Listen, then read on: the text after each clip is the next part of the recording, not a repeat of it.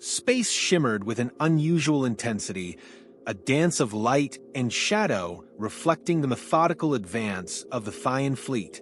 The stars, silent witnesses, began to vanish one by one as the colossal ships of the Thyan Empire crossed the solar system.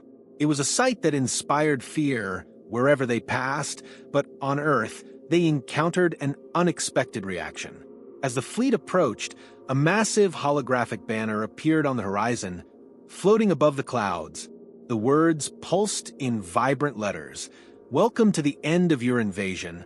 The defiant tone contrasted with the planetary silence. There were no pleas for mercy, no attempts at diplomacy, just that message. Aboard the Imperator, the Thyan flagship, Commander Ziak adjusted his metallic jaws with a sharp snap. He was a seasoned strategist, known for subjugating entire planets with little resistance. But now, a strange unease overtook him. "What is their intent?" he murmured, his sharp claws tapping rhythmically on the console. His doubts deepened as a massive Earth vessel emerged from the planet's surface. Its sleek design and technological brilliance were as alien to the Thyans as the species they were about to confront. "Sir," reported Lieutenant Zoll, his eyes fixed on the holographic panels. "That ship, we have no records of anything like it. The technology is unparalleled." Before Ziak could respond, a transmission interrupted their communications. The voice was firm, authoritative, yet disturbingly calm. "This is Admiral Hayes of the Terran Defense Force. You've made a mistake coming here." Ziak straightened, trying to mask his unease. "We are the Thyan Empire. Surrender now, and perhaps we will show mercies." But Hayes's response was silence. Silence that swiftly turned into action. A beam of energy, powerful and precise, erupted from the Terran vessel, piercing one of the largest ships in the Thyan fleet. The explosion echoed through space, plunging the Imperator into chaos. "Counterattack!" Ziak shouted, but his commands were in vain. The Thyan ships fired their plasma weapons, only for the attacks to dissipate uselessly against the human shields. "This is impossible," Zoll murmured, watching the unthinkable. Ziak's fleet, celebrated as invincible, was being decimated by a smaller yet far more prepared force. More Earth ships began to emerge from the atmosphere, each more impressive than the last. They moved with surgical precision, coordinating attacks that destabilized the Thyan formations completely. Ziak knew at that moment his fleet would not prevail. With a reluctance that wounded his honor, he yelled, "Retreat!" As the Empire's ships reorganized for escape, the Terrans maintained calculated discipline. They did not pursue, standing still like predators evaluating their prey's next move. Aboard the Resolute, Admiral Hayes observed the unfolding events with an unyielding expression. "They'll be back," he said to Captain Rower beside him. "And next time, they'll bring everything they have, and we'll be ready, sir," Rower replied, adjusting the controls. Despite his confident response, the weight of the battle to come was already palpable. In the days that followed, the unexpected victory echoed across the galaxy. Races subjugated by the Thyan Empire began to hope again. Earth, once seen as vulnerable, now stood as a symbol of resistance. But Hayes knew that winning one battle didn't mean the war was over. On Earth, in underground bunkers and secret laboratories, scientists and engineers worked tirelessly. Dr. Elena Voss, head of the Advanced Weapons Program, emphasized the gravity of the situation. "They underestimated our resolve, but they won't make the same mistake twice." Meanwhile, Hayes gazed at the starry skies from the orbital command platform. One thought dominated his mind. Today, we held the line. Tomorrow we advance. The Thyan fleet returned to the solar system like a cosmic storm. Colossal ships, reinforced and gleaming with a sinister aura, formed an impenetrable wall in space. Each vessel bore the signature of impending war, with reinforcements brought from the farthest reaches of the Empire. Aboard the Imperator, Commander Ziak paced the deck, his claws scraping the metallic floor as he reviewed the reports from their previous defeat. "They humiliated us," he muttered, staring at holographic projections of the Terran fleet. But this time, we won't make the same mistakes. Beside him, Lieutenant Zoll adjusted the scanners and remarked, "The Terran fleet is smaller, but their technology and strategy surpass our expectations. We'll need more than brute force to defeat them." Ziak growled in response, his frustration palpable. "We didn't come here to negotiate. We'll crush them before they can even breathe." Meanwhile, on Earth, sensors detected the Thaian fleet's approach. Aboard the Resolute 2, the new Terran flagship, Admiral Hayes studied the incoming data. "They've come prepared," said Rower, adjusting the holograms. "They've brought twice as many ships." Hayes remained calm, his voice steady with determination. "And so are we. Send a message to all units. This line will not be crossed." Tension exploded as the Thaian fleet breached the defensive perimeter. The human ships fired first, unleashing a sea of energy beams and attack drones that filled the void of space. The Thaian ships retaliated with plasma barrages, illuminating the darkness in a chaotic symphony of light and destruction. Hayes commanded with precision. "Deploy the attack formations. Use the asteroids for cover and force the enemy to split up." In the initial moments of the battle, the humans held a tactical advantage. Swarms of drones equipped with advanced AI infiltrated the Thaian ranks, disabling critical systems and forcing their destroyers to retreat. "These damned machines are destabilizing our line," roared Ziak as he monitored the damage. "Concentrate fire on the drones." But the Thaians' resistance did not waver. Massive dreadnoughts pressed forward, absorbing damage with their reinforced shields. The human fleet, though agile, began to feel the strain of the enemy's numerical superiority. On the Resolute 2, Kaminsky, the system's officer, urgently reported, "Shields at 65%. They're hitting us with everything they've got." Hayes remained composed but knew they needed something more to turn the tide. "Charge the gravitational pulses," he ordered. "We'll clear a path." The Resolute 2 special weapon, a cutting-edge innovation, unleashed a concentrated gravitational beam that tore through the Thaian formation. One of their dreadnoughts exploded in a shower of debris, and the Thaian line faltered for a moment. However, Ziak had a plan. "Activate the assault teams," he commanded. "We'll destabilize them from within." Within minutes, Thaian soldiers were teleported onto key human ships. On the Resolute 2, alarms blared as groups of Thaians appeared in the corridors. "They're in the engineering bay," shouted an officer. Hayes turned to Rower. "Hold them off. We can't lose propulsion." Rower personally led the defense in the engineering bay. The close-quarters combat was brutal, with gunfire ricocheting off the walls and soldiers fighting with relentless intensity. "They're going for the heart of the ship," Rower said over the comms. "We won't let them." Meanwhile, Hayes coordinated operations from the bridge, diverting resources to maintain critical system integrity. Outside, the battle raged in a deadly stalemate. Despite human losses, the Thaian fleet was also beginning to fragment. Kaminsky reported, "We're pushing them back in some areas, but our line is wearing thin." Hayes quickly assessed the situation. "Deploy the second wave of drones. We need more time." On the Imperator, Ziak was beginning to realize his plan was failing. Every attack was anticipated by the Terran fleet, and the strategies that once guaranteed victory were now proving ineffective. "How are they outmaneuvering us?" he demanded of Zoll, his frustration boiling over. Zoll, hesitant, replied, "Perhaps it's not the technology. Perhaps it's the way they fight. They know what's at stake." Finally, after hours of relentless combat, Ziak was forced to admit the inevitable. "Order the retreat," he said reluctantly. "We'll regroup and attack again, but today, we withdraw." The Thaian ships began vanishing into hyperspace, leaving behind a field of debris and silence. On the Resolute 2, the exhausted crew allowed themselves a moment of relief. Rower returned to the bridge, injured but smiling. "They've retreated," he said. Hayes, with a serious expression, replied, "They came back stronger this time. Next time, they'll be even more dangerous. We need to be ready." As the fleet returned to Earth for repairs, Hayes gazed at the stars once more, feeling the weight of responsibility.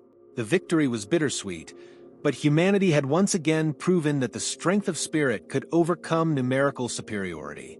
After the retreat of the Thaian fleet, Earth's leadership convened an emergency summit to discuss the next steps. Admiral Hayes stood at the center of the holographic chamber, analyzing the latest data. "If we keep waiting, they'll come back stronger," he said, his voice tinged with urgency. "We need to take the fight to them."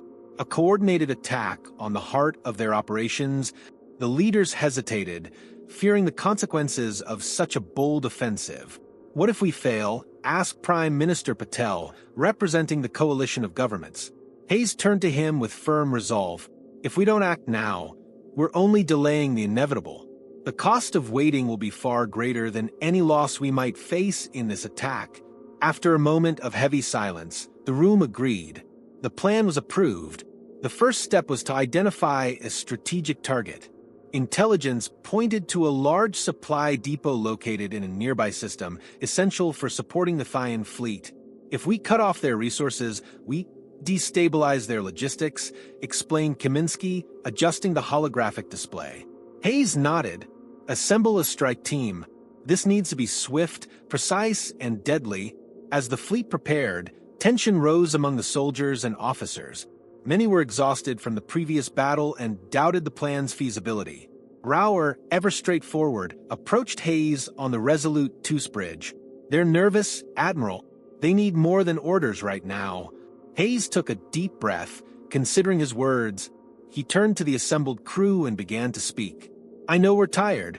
I know many of you have lost friends, colleagues, maybe even hope. But look around us. Every star in this sky is a reminder of what we're protecting.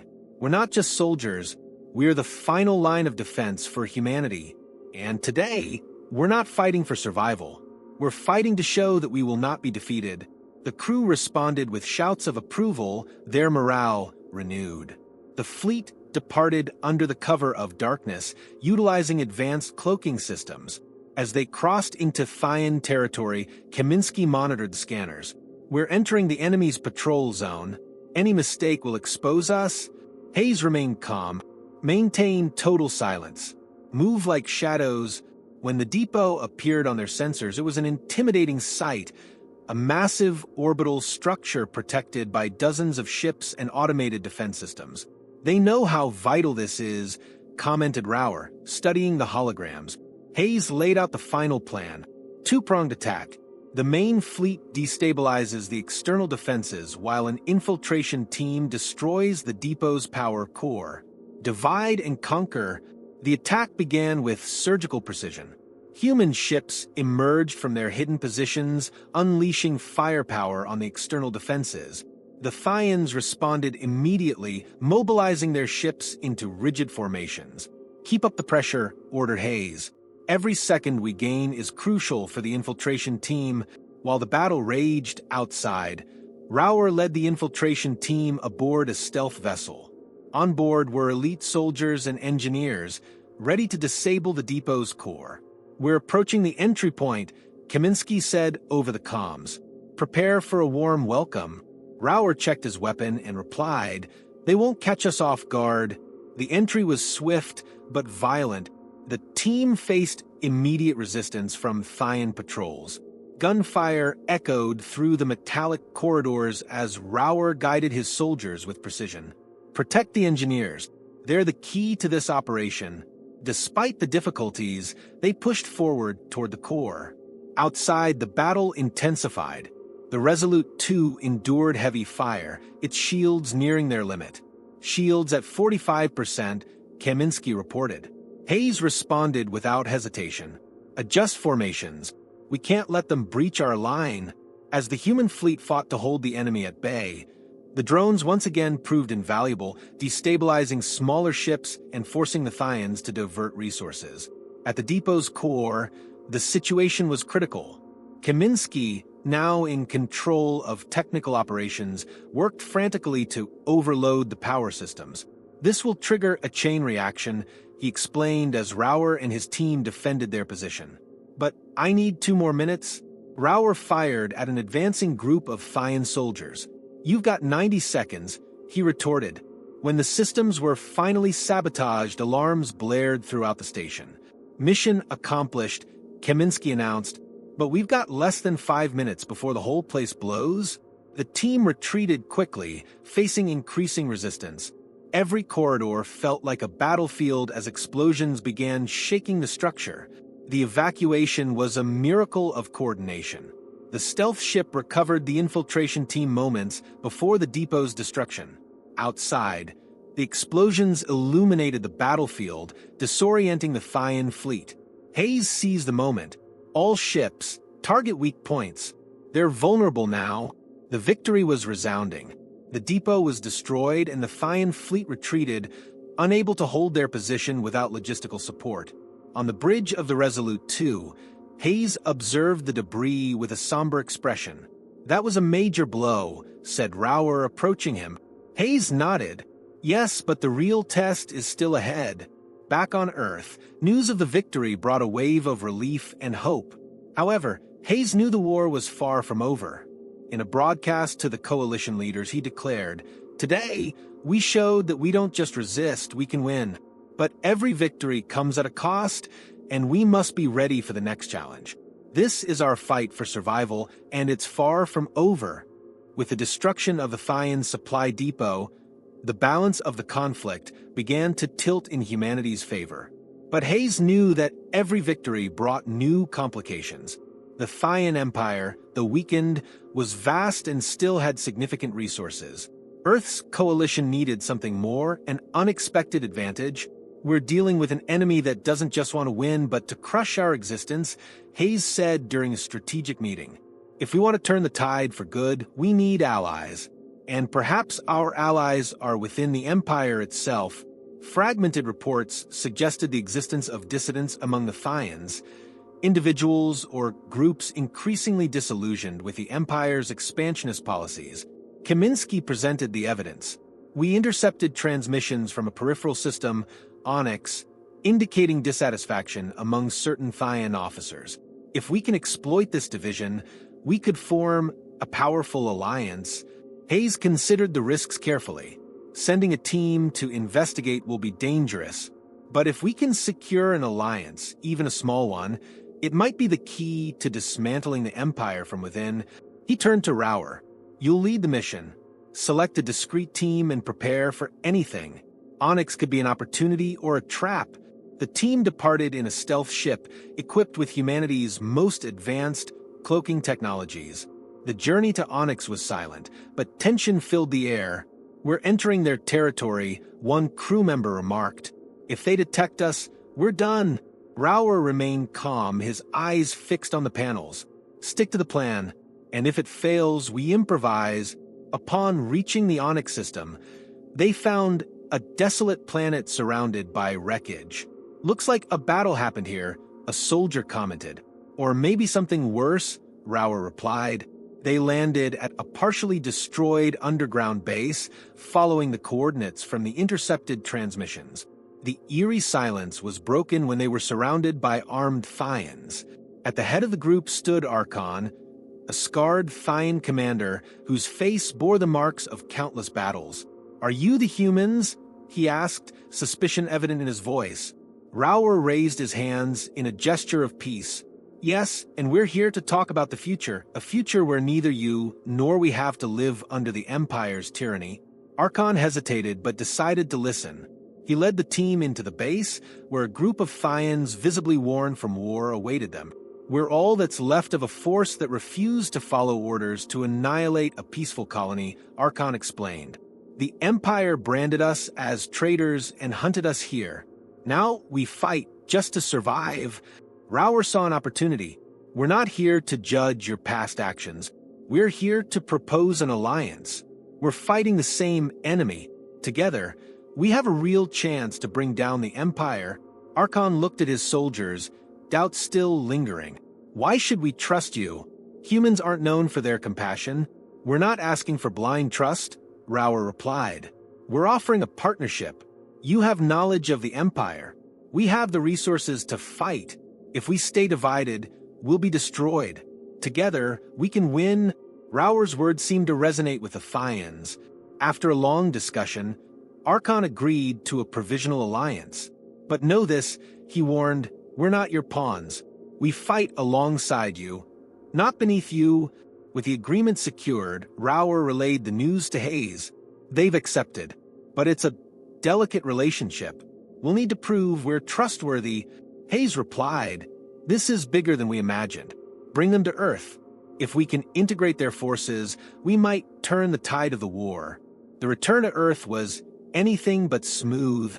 Loyalist Thyan patrols detected the stealth ship and launched a relentless pursuit. They know about our alliance, a soldier warned. We can't let them catch us. Rower coordinated evasive maneuvers as the ship's cloaking systems were pushed to their limits. Activate countermeasures and prepare for combat. We can't fail now. After an intense chase, they escaped, though not without damage to the ship. Upon arriving on Earth, the Thyan dissidents were met with caution. This alliance could be our salvation or our ruin, Kaminsky told Hayes. We need to manage it carefully. Archon, for his part, made it clear that his loyalty wouldn't come easily. We're here because we want freedom, not because we blindly believe in you. Show us that it's possible. Hayes addressed the combined forces in a speech aimed at easing tensions. We're here because we understand that true strength comes from unity. Humans and Thyans, once enemies, now fight side by side. This won't be easy.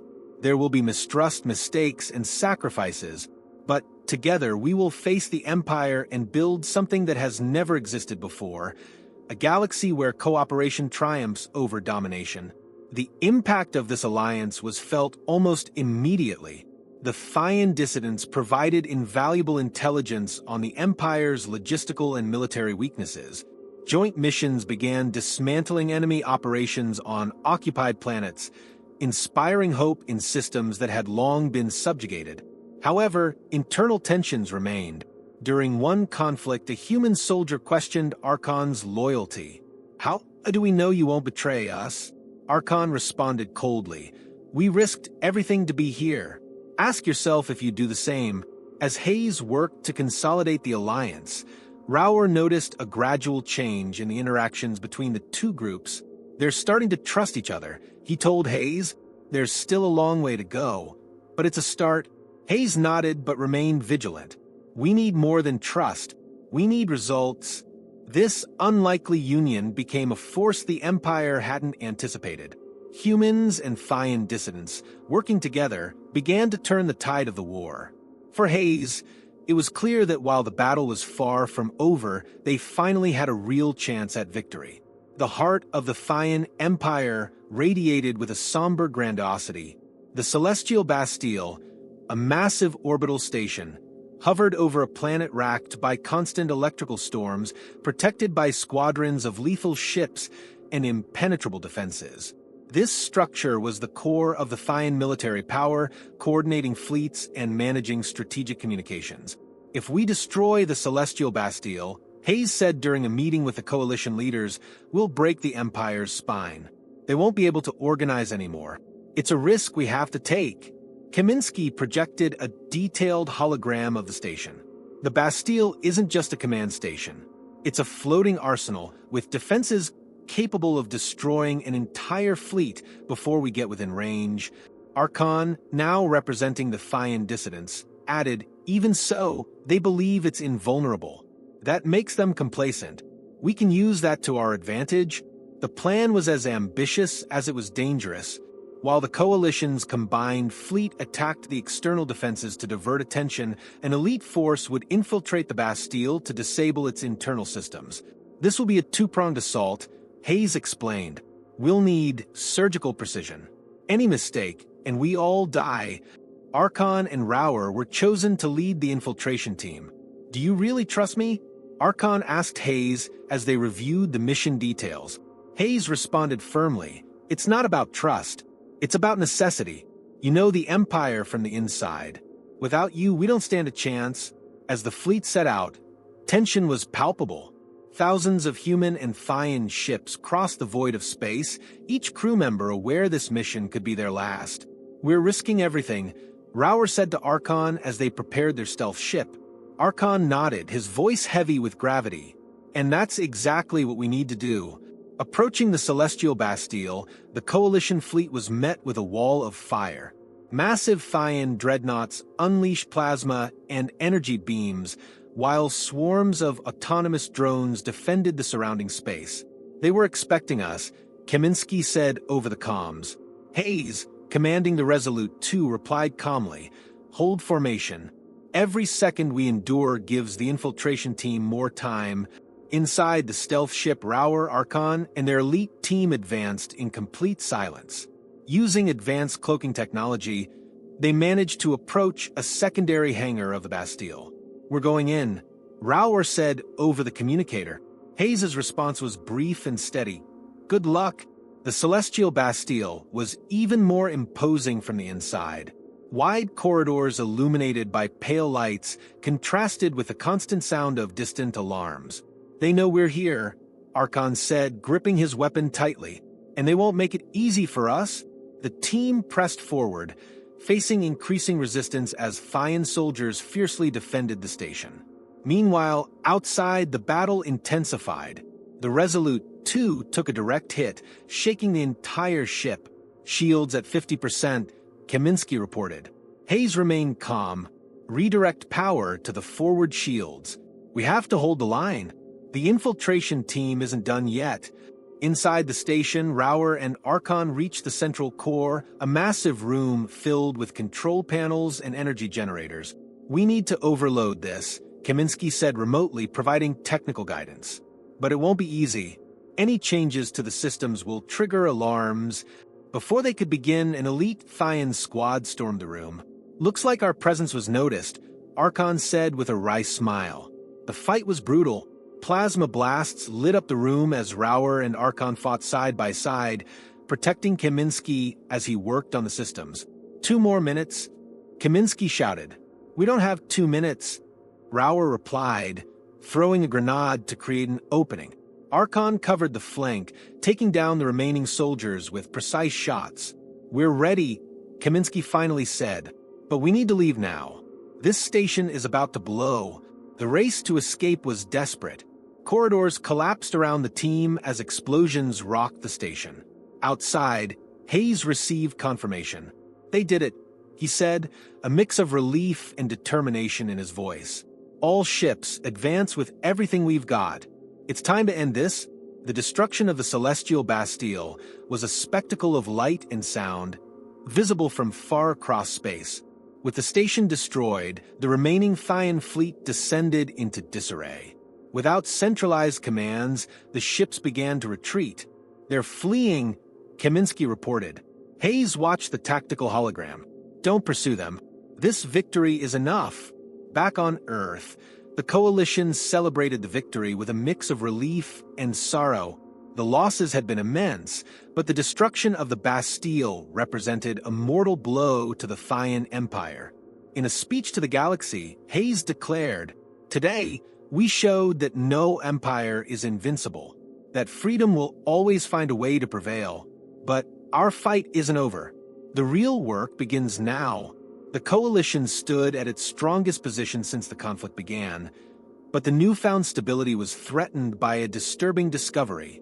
Intelligence reports indicated that an extremist group loyal to the Thyan Empire, led by former General Vakir, had retreated to an uncharted system where they were allegedly developing a planet-annihilating weapon.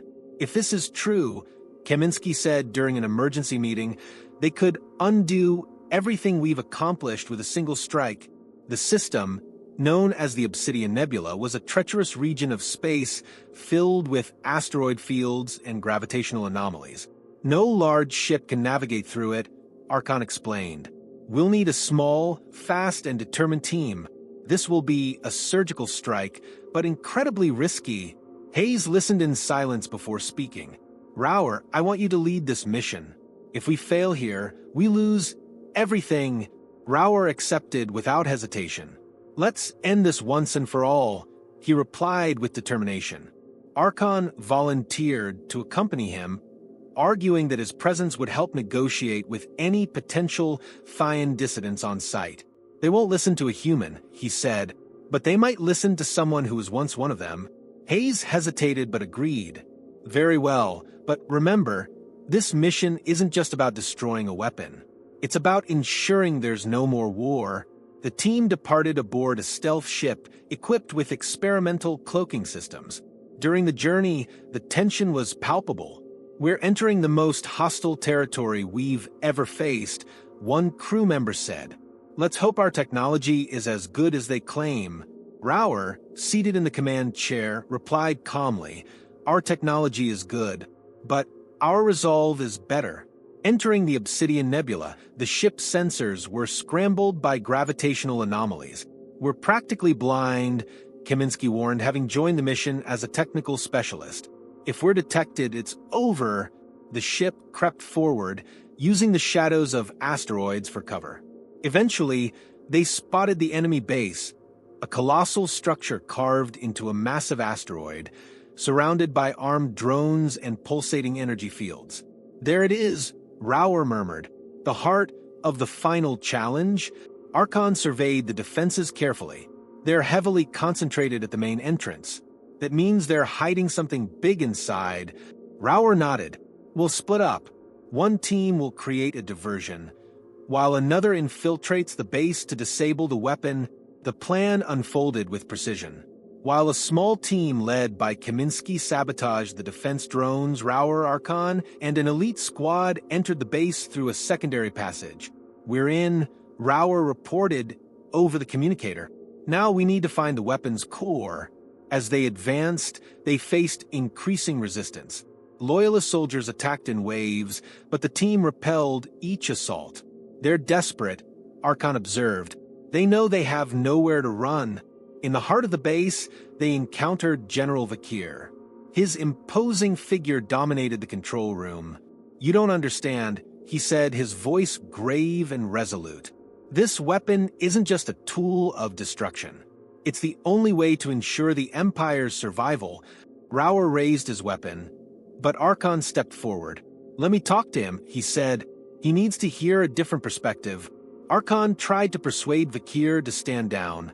"The Empire you knew is dead," he said, "but we have a chance to build something new, something that doesn't rely on weapons or oppression."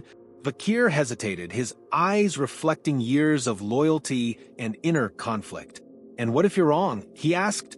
Before Archon could respond, alarms blared. Enemy reinforcements were on their way, and time was running out. Rauer made the call. "If he won't listen, we need to destroy the weapon now."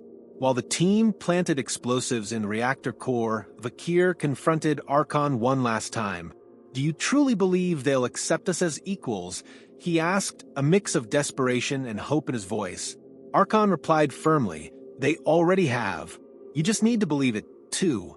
In the final moments, Vakir lowered his weapon and ordered his soldiers to stand down. "You've won," he said, resigned, "but I still believe the future is uncertain." With his surrender, the team evacuated the base, taking Vakir into custody. The explosives detonated, destroying the weapon and ensuring it could never be used. Back aboard the Resolute 2, Hayes received the report with relief. "You've just prevented a catastrophe," he told Rauer and Archon. "And maybe, just maybe, we've taken another step toward true peace." Archon, though exhausted, smiled. Vakir might be the first of many to change sides. "There's still hope, Admiral." The victory was celebrated across Coalition-controlled space. However, Hayes knew that the end of this challenge marked the beginning of another. "We still have a long way to go," he told Rauer. "But now we know we can overcome anything, as long as we stand together." Back on Earth, the victory over the Thaian Empire's final bastion sparked celebrations that echoed across the solar system. Flags were raised over rebuilt cities, and inspiring speeches marked an unprecedented moment of unity. At the center of this movement was Admiral Hayes, now a symbol of resilience and leadership. "Today," he said in a galaxy-wide broadcast, "we end an era of fear and begin an era of possibilities." Despite the celebratory atmosphere, Coalition leadership knew the challenges were far from over. The destruction of the planetary weapon and Vakir's surrender were strategic victories, but remnants of the old empire still lingered in scattered factions. "We can't afford to let our guard down," Rauer said during a tactical meeting. If we ignore these groups, we risk another war in a decade. Archon, now acting as a mediator between Fian dissidents and the human coalition, also recognized the cultural challenges. It's not just about disarming Imperial loyalists, he told Hayes. We have to show there's a place for everyone in this new future. Without that, peace will never be real. This new future began to take shape with the creation of the Intergalactic Alliance Council, a diplomatic body uniting humans, Fian dissidents, and other species seeking a balanced distribution of power. Hayes and Archon spearheaded the effort, while Rauer and Kaminsky oversaw the construction of advanced bases to ensure the coalition's security. We're rebuilding the galaxy from scratch, Kaminsky said during the inauguration of the Council's first headquarters. And this time, we'll do it better. As leaders worked on the political structure, soldiers and civilians undertook a quieter but equally vital process, healing the wounds of war. In a makeshift hospital on Earth, human and Fian soldiers were treated side by side. I never thought I'd share a battlefield with a human, a young Fian said to a terrestrial soldier. And I never thought a Fian would save my life, the human replied with a tired smile. Across the galaxy, stories like these began to emerge, forming the foundation of a new narrative.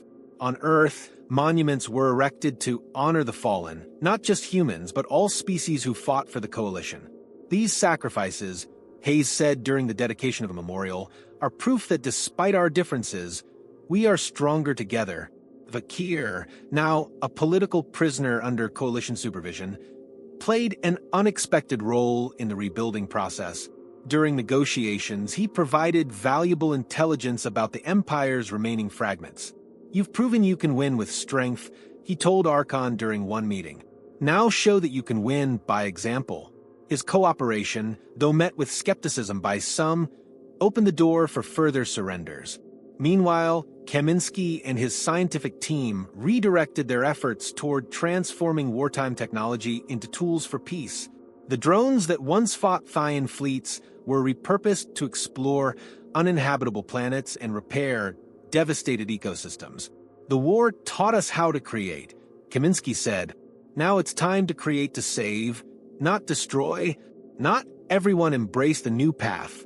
Extremist groups, both human and Fian, emerged, challenging the Alliance Council's legitimacy. They see us as traitors, Archon said, reflecting on intercepted messages. Hayes replied firmly, the true victory isn't crushing these groups. It's showing them that their fight has no purpose in a world where everyone has a voice. The first major test of this philosophy came on a distant colony, where a Fian extremist group attempted to seize control. Instead of deploying military forces, the Council opted to send a diplomatic delegation led by Hayes and Archon. This is madness, Rauer said, concerned for Hayes' safety. But Hayes insisted, if we want a future of peace, we must show courage, not just strength. The negotiation was tense but successful. The extremist group, moved by Hayes and Archon's sincerity and willingness to listen, disbanded peacefully. Perhaps there is a place for us after all, their leader said, laying down his weapons. This symbolic victory marked a turning point, proving the new governance model could work. Years later, the galaxy was unrecognizable. Trade routes connected once isolated worlds. Cultural centers blended human and Fian traditions, while a new generation grew up without the shadow of war. Rauer, now promoted to admiral, led exploration missions into uncharted systems. It's strange to think we fought so hard to get here, he said to Kaminsky during one mission. And now we're just exploring.